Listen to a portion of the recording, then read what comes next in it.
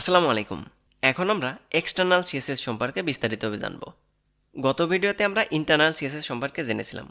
আমরা জানি internal CSS হলো এক পেজের সব সিএসএস গুলো যদি আমরা স্টাইল ট্যাগের ভিতর করে দিই তাহলে সেটি হবে ইন্টারনাল সিএসএস, অর্থাৎ এক পেজের সব সিএসএস গুলো স্টাইল ট্যাগের ভিতর করে দিতে হবে। এখন কথা হলো এক্সটার্নাল সিএসএস কি?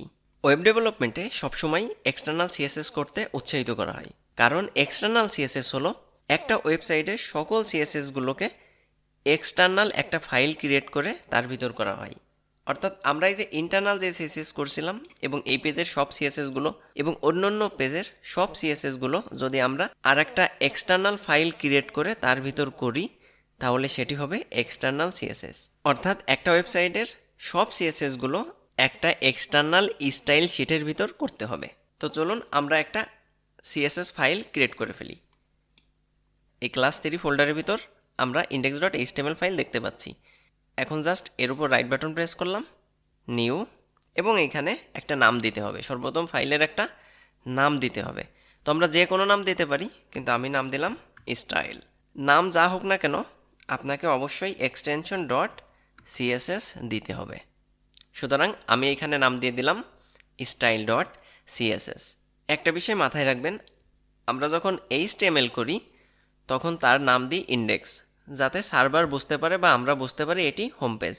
আমরা যখন সিএসএস ফাইল ক্রিয়েট করব তখন তার নাম দিব স্টাইল ডট সিএসএস, অর্থাৎ মূল সিএসএস ফাইলটার নাম দিব স্টাইল ডট সিএসএস, যাতে আমরা বুঝতে পারি এটি হলো মূল সিএসএস ফাইল। এখন আমরা চলুন এই যে গতদিন ইন্টারনাল সিএসএস করছিলাম এর সব কোডগুলোকে এখান থেকে জাস্ট কাট করে নিয়ে আসলাম। স্টাইল চলে গেল। এরপর আমরা এই স্টাইল ডট সিএসএস এর ভিতর দিয়ে দিলাম। এখন চলুন একটু ফরম্যাট করে নিই, জাস্ট এরকম। এখন যদি সেভ করি, কি হলো?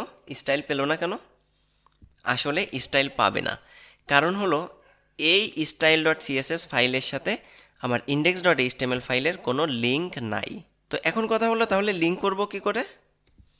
লিঙ্ক করা খুবই সোজা, জাস্ট আপনাকে লিখতে হবে লিঙ্ক, তারপর কার সাথে লিঙ্ক হচ্ছে তার রিলেশন কি আমরা বলে দিলাম। রিলেশন হলো স্টাইল শিট, অর্থাৎ আমরা যার সাথে লিঙ্ক করতে চাচ্ছি তার সাথে এই ইন্ডেক্স ডট এইচটিএমএল পেজের রিলেশন হলো স্টাইল শিট। এরপর আমাদের হাইপার রেফারেন্স দিয়ে দিতে হবে। এখন হাইপার রেফারেন্স আমরা দেখতেছি এটা সেম ফোল্ডারের ভিতর আছে, সুতরাং শুধুমাত্র ফাইলের নামটা দিলেই হবে। আপনারা যারা এই রেফারেন্স দেওয়া বা ফাইল পাথ সম্পর্কে না জানেন, আমি ডিসক্রিপশনে ভিডিও দিয়ে দিচ্ছি, এখান থেকে শিখে নিতে পারেন। এখন যেহেতু আমাদের সেম ফোল্ডারে আছে, সুতরাং শুধুমাত্র ফাইলের নামটা দিয়ে দিলাম। দিয়ে যদি সেভ করি, ওয়াও, কত সুন্দরভাবে দেখেন আমাদের এক্সটার্নাল সিএসএসগুলো এই এইচটিএমএল ফাইলে কাজ করতেছে। অর্থাৎ এখন যদি আমরা স্টাইল ডট সিএসএস ফাইলের ভিতর সিএসএস করি তাহলে আমাদের এই ইন্ডেক্স ডট এইচটিএমএল ফাইলে কাজ করবে। চলুন তাহলে একটু সিএসএস করে আসা যাক। যেমন এইখানে একটা আইডি ছিল info2 নামে, আর এই info2 এটাকে আমরা অলরেডি একটা উইথ দিয়েছিলাম, যার কারণে আউটপুট আসছিল এরকম। এখন চলুন এটাকে একটা ব্যাকগ্রাউন্ড দেওয়া যাক।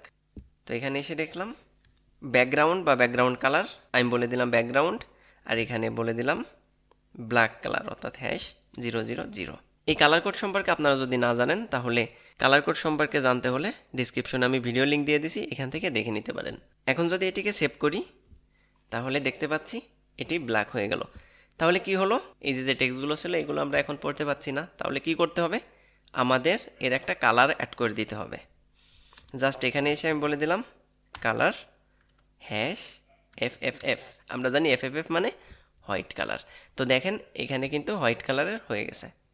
এখন একটা বিষয় মাথায় রাখবেন, সেটি হলো আমাদের সিএসএস লেখার নিয়ম হলো এক্সটার্নাল সিএসএস করলে আমরা ফরম্যাট এভাবে না রেখে যদি আমরা এভাবে লিখি তাহলে আরও সুন্দর দেখাই। অর্থাৎ আমাদের উচিত সিএসএসটা এভাবে লেখা।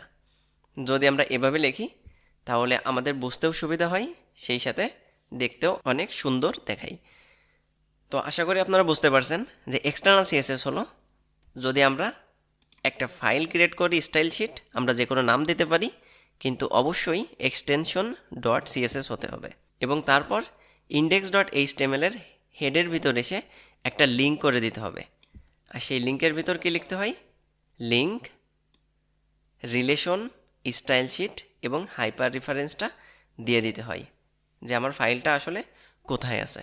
এছাড়াও আমরা যদি চাই তাহলে এরপর এসে টাইপটাও বলে দিতে পারি যে টাইপটা হলো টেক্সট বা সিএসএস।